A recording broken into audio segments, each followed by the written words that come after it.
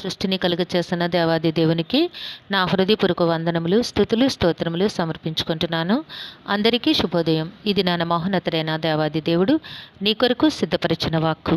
సింహపు పిల్లలు వేట కొరకు గర్జించుచున్నవి, తమ ఆహారమును దేవుని చేతిలో నుండి తీసుకొన జూచుచున్నవి. దేవుని నామమునకు మహిమ కలుగునుగాక. ఈ మాటలు కీర్తనల గ్రంథము 104వ అధ్యాయము 21వ వచనములో వ్రాయబడి ఉన్నవండి.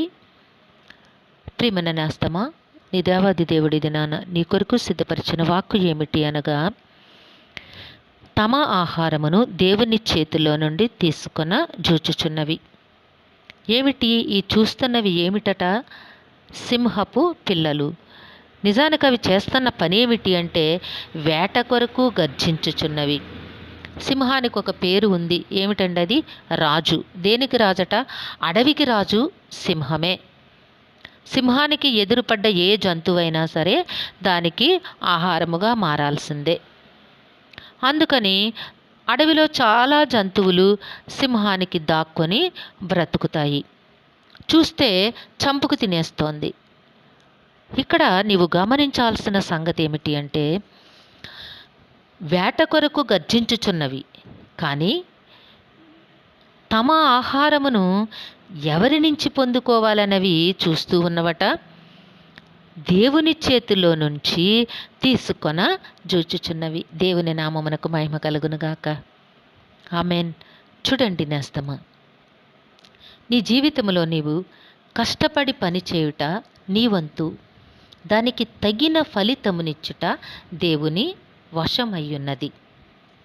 పని చేయుట నీ పని. నువ్వు తప్పకుండా కష్టపడి పని చేయాల్సిందే. హాయిగా పండుకొని నిద్రపోతాను అంటే నీవు సోమరివే. ఇక ఎవరిని కూడా నీవు నోరు తెరచి అడగడానికి నీకు రైట్ ఉండదు. కష్టపడి పని చేసిన వానికి తన ఇష్టము ఉన్నంత వరకు కూడా తనకిష్టం వచ్చిన ఆహారమును తినుటకు హక్కును కలిగి ఉంటాడు.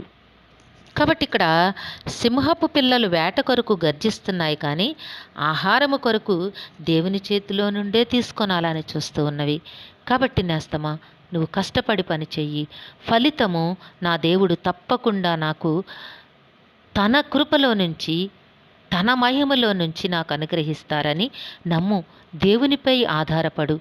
కాళ్ళు చేతులు బాగున్నాయి, నాకు జ్ఞానం ఉంది, నాకు ఉద్యోగం ఉంది, నాకు అది ఉంది, నేనే వీటన్నిటినీ సంపాదించుకుంటున్నాను అన్న అహంకారము ఎన్నడూ నీలోనికి రానివ్వద్దు. ఎందుకంటే తమ ఆహారమును దేవుని చేతిలో నుండి తీసుకొని జూచుచున్నవి. నీకు ఫలితమునిచ్చేవారు దేవుడే అన్న సంగతి ఎన్నడూ కూడా మరువబోకు. దేవుని సన్నిధిలో వినయమైన మనసుతో ప్రార్థన చెయ్యి. దేవుడు నీవు పడిన కష్టమునకు మంచి ఫలములనే అనుగ్రహిస్తారు. దేవుని వైపే నీవు చూడాలి, దేవునిపై ఆధారపడాలి. దేవుని చేతిలో నుండి తీసుకునాలని నీవు ఆశించినట్లయితే ఉన్నతమైన మంచి ఫలములను దేవాది దేవుడు నీకు అనుగ్రహిస్తారు. అనగా నీవు ప్రతి క్షణము కూడా సమయాసమయముల యందు దేవునిపై ఆధారపడి దేవుని తట్టు చూచినట్లయితే నీకు తప్పకుండా ఉన్నతమైన ఆశీర్వాదములు పొందుకోగలుగుతావు.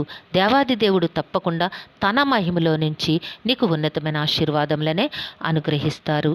దేవుని నామమునకు మహిమ కలుగునుగాక. దేవుడు నన్ను దీవించునుగాక. ఆమెన్. ప్రార్థన చేసుకుందాము. సింహాసన ఆసనుడైన దేవా, మీ ఘనమైన నామమును కొందరములు.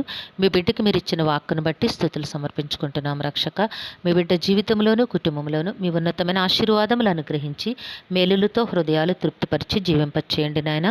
ఈ దినము పుట్టినరోజు, వివాహ దినమోత్సవాలు జరుపుకుంటున్న మా ప్రియులందరికీ కూడా ఆశీస్సులు ఇవ్వండి. దీర్ఘాయుష్ను అనుగ్రహించి మీ కృపలో జీవింపచేయమని సమస్తమును మీ దివ్య హస్తములకు అప్పగించుకుంటూ ఈ ప్రార్థన మా రక్షకుడున్న మీ ప్రియ కుమారుడైన యేసుక్రీస్తు వారి అతి శ్రేష్టమైన నామమున అడిగి వేడుకొనిచున్నాము తండ్రి.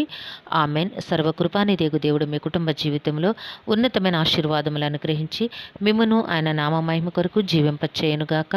Amen, amen, amen.